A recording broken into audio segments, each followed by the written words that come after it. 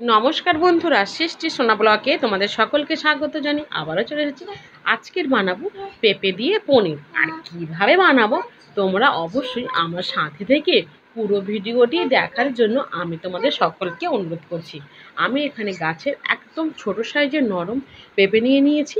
তোমরাও চেষ্টা করবে বাজার থেকে কিনলে একদম নরম পেঁপেটা নেওয়ার, এতে করে পনিরটা খুব সুন্দর হয়।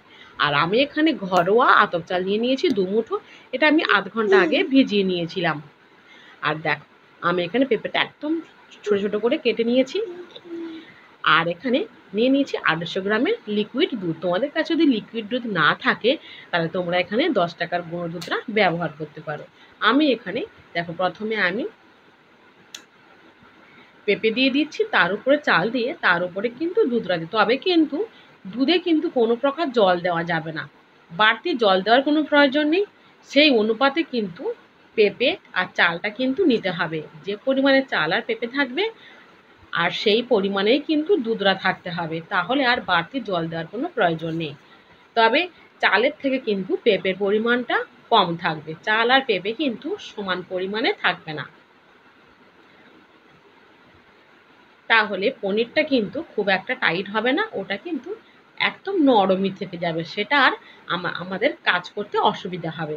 পনিরটা তৈরি হবে কিন্তু এতটা নরম হবে যে সেটা কোনোভাবেই কিন্তু কাজ করার উপযুক্ত হবে না। দেখ, আমি এখানে আধ ঘন্টা আমি একদম নেবানো আছে উনুনে বসিয়ে দিয়েছিলাম রান্না হওয়ার পরে। ব্যাস, তোমরা এখানে যদি লো ফ্লেমে বসাও তাহলে তোমরা একদম 20 মিনিট বসাবে, তাহলে হয়ে যাবে। তবে যেমন জল দেবে সেই অনুপাতে কিন্তু টাইমটা তোমরা বুঝে নিও। ব্যাস, আমি এখানে রান্না হয়ে যাওয়ার পরে উনুনে বসিয়ে রেখেছিলাম। ব্যাস, তাপে তাপে হয়ে গেছে। এবার একটা মিক্সিং জারে আমি এখানে খুব সুন্দর একটা পেস্ট করে নেব।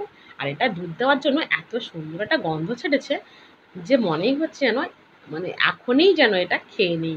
একটু অল্প চিনি দিলেই ব্যাস পুরো পায়েস হয়ে যাবে। যেসব বাচ্চারা খেতে চায় না তাদের ক্ষেত্রে কিন্তু এইভাবে সবজি আর ভাত সেদ্ধ করে নিয়ে মিক্সিং জারে প্রেসার করে নিলে একটা বেটার হয়ে যাবে। ব্যাস, তারা অনায়াসে খেয়ে নেবে। আর এদিকে দেখো, আমি এখানে মশলাটা কী কী নিচ্ছি, এখানে কত সুন্দর বেটারটা হয়েছে। আর ওদিকে আমি কড়াইটা বসিয়ে দিয়েছি, কড়াইটা কিন্তু সুন্দর করে গরম করে নেওয়ার জন্য।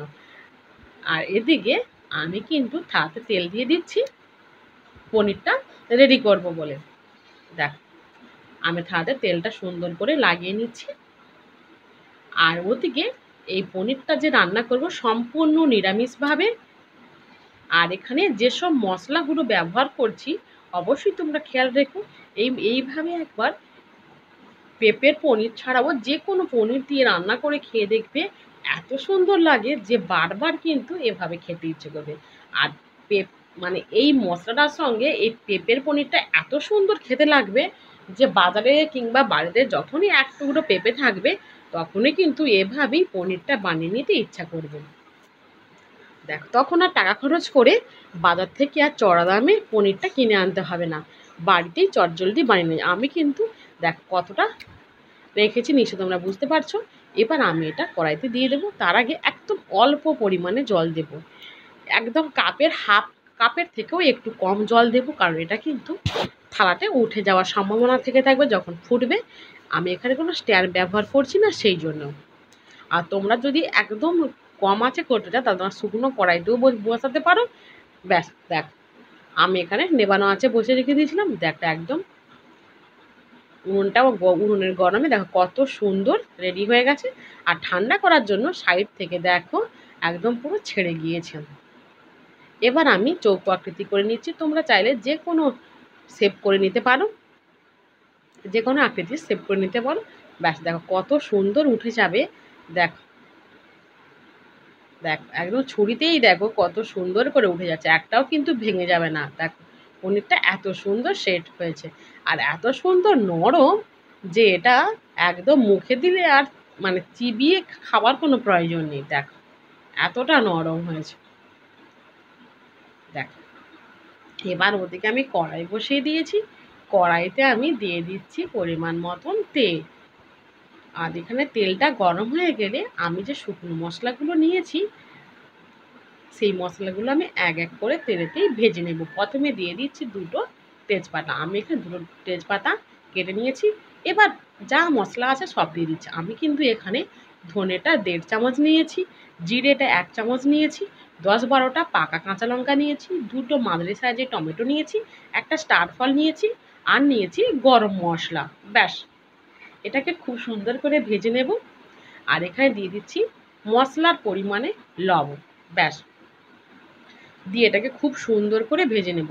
একদিকে টমেটোটা গলতে শুরু করবে, ব্যাস তখন কিন্তু নিয়ে নিয়েছি ওই যে 1 গাঁট পরিমাণে আদা। ব্যাস, কাঁচা আদা এখানে আমি সেটাও তেলে ভেজে নিচ্ছি। ব্যাস, এদিকে আমার মশলাটা এই মশলাটাই কিন্তু আমার রেডি হয়ে গেল। এটা আমি ঠান্ডা করে নেব, নিয়ে এটাকে মিক্সিতে আমি পেশাই করে নেব। ব্যাস, আর এই মশলা দিয়ে যখন একবার পনিরটা রান্না হবে তখন কিন্তু আঙুল চেটেপুটে খাওয়ার কোনো অপেক্ষা রাখবে না। দেখ, একদম জল দিইনি কিন্তু এটা যখন মিশ্রণটা করেছি, দেখ কিন্তু এটা এতটাই শুকনো হয়েছে। এতে এবার অল্প পরিমাণে জল দিয়ে দেবো। অল্প পরিমাণে জল দিয়ে এটাকে একটা সুন্দর একটা বেটার তৈরি করে নেব। দেখ, একটু নরম করে নেবো, তাহলে এটা কড়াইতে দিতেও সুবিধা হবে আর চট করে মশলাটা পুড়েও যাবে না। যে তেলটা ছিল তাতে আমি আরেকটু পরিমাণে তেল দিয়ে দিয়েছি। দেখো, তোমরা এখানে চাইলে পনিরটা ভেজে নিতে পারো, আর না চাইলেও না ভাজতে পারো। তবে আমি এখানে কয়েকটা পনির ভেজে নিয়েছি, সব পনিরও ভাজবো না, কারণ এটা ভাজার কোনো প্রয়োজন নেই। এটা এত সুন্দর টেস্ট, এটা নর্মালভাবেই কিন্তু হয়ে যাবে। দেখ, এর জন্য বাড়তি করে কোনো ভাজার কোনো প্রয়োজন নেই। দেখ, আমি তোমাদেরকে দেখিয়ে দিচ্ছি, তো তোমরা ভেজেও রান্না করতে পারো, কিংবা কাঁচা অবস্থাতেও রান্না করে নিতে পারো। এবার আমি তুলে নিলাম। আর এদিকে সেই তেলেই আমি এখানে যে মশলাটা নিয়ে নিয়েছি, একটু জল দিয়ে নরম করে নিয়েছি, সেই মশলাটা আমি এবার তেলের উপর দিয়ে দিয়েছি। যেহেতু এটা কষানো মশলা, এটাকে আর বেশিক্ষণ সময় নিয়ে কষানোর কোনো প্রয়োজন নেই। এবার এতে দিয়ে দিচ্ছি পরিমাণ মতন হলুদ, আর দিয়ে একটু নাড়াচাড়া করে নেবে। একটা সুন্দর একটা গন্ধ বেরিয়েছে। ব্যাস, এটাকে বেশিক্ষণ কষাবো না। দেখ, কারণ এটা কিন্তু কাঁচা মশলা না। দেখো, এত সুন্দর একটা গন্ধ বেরোচ্ছে, যেন মনে হয় এটাতেই আমাদের এক থালা ভাত এক নিমিষে খাওয়া হয়ে যাবে। দেখ, আমি এখানে নিরামিষভাবে বানাচ্ছি, তোমরা এখানে চাইলেও পেঁয়াজ রসুনটা ব্যবহার করতে পারো। আমার এখানে মশলাতে কিন্তু লবণ দেওয়া ছিল, কিন্তু যেহেতু এই গ্রেভি করব, সেহেতু গ্রেভির পরিমাণে এখানে আমি লবণটা দিচ্ছি। আর পনিরের ভেতরে কিন্তু লবণ দেওয়া ছিল না, সেইভাবে অনুপাতে লবণটা দিচ্ছি, তার যাতে খাওয়ার সময় পনিরটা যাতে খেতে খারাপ না লাগে। এবার ব্যাস হয়ে গেছে। এবার আমি মিক্সিং জারটা ধুয়ে নিয়েছি, ধোয়া জলটা দিয়ে দিচ্ছি। বেশি গ্রেভি করব না, কারণ এটা একদম গা মাখা ভাব থাকলেই খেতে ভালো লাগবে। ব্যাস, এটা কত সুন্দর একটা কালার এসে গেছে। ব্যাস, এবার একটু টকবক করে ফুটে গেলেই পনিরটা আমি দিয়ে দেবো।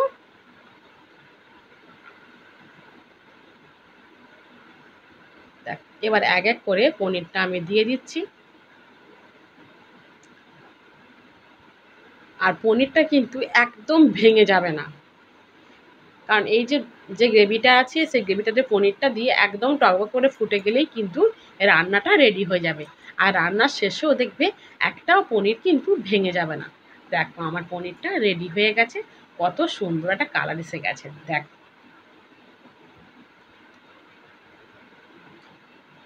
এবার এটাকে নামিয়ে নিয়েছি।